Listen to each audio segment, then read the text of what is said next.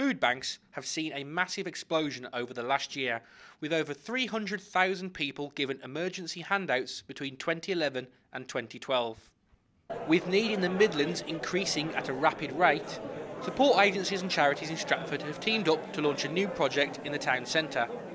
At the launch event on Wednesday evening, councillors, volunteers and community members celebrated the start of what Chairman David Sadden hopes will be a long project.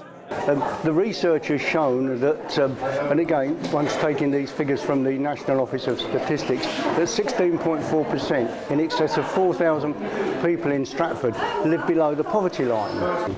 We are seeing an increase in the demand for what we are supplying in Stratford-Upon-Avon, and in many ways, regrettably, I can only see that this is going to increase. A temporary food bank was originally set up by Bromford Support in 2012, but since then the Stratford-Upon-Avon Food Bank has now been adopted by the Trussel Trust, helping more than 160 families since its inception.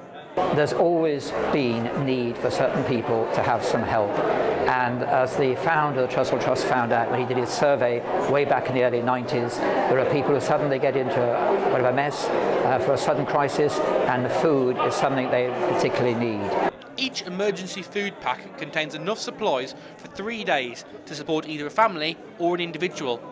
However, the Stratford Food Bank is already under pressure, with constraints only meaning the food bank can operate on Tuesday and Thursday. Bromford has now begun to provide food to customers at high risk on other days of the week. I think for a while now there's been a great need. People having problems with their lives, crisis points in their lives. It could be because their benefits have been delayed or there's been a change. It could be they've just had to pay a hefty bill of some kind and they've literally got no money to pay for food. So the food bank was there to come in and help them over that crisis point in their life, provide food for about 3 or 4 days, which would hopefully see them over that crisis. And obviously there is this close link as well, because Bromford is also one of the emergency providers.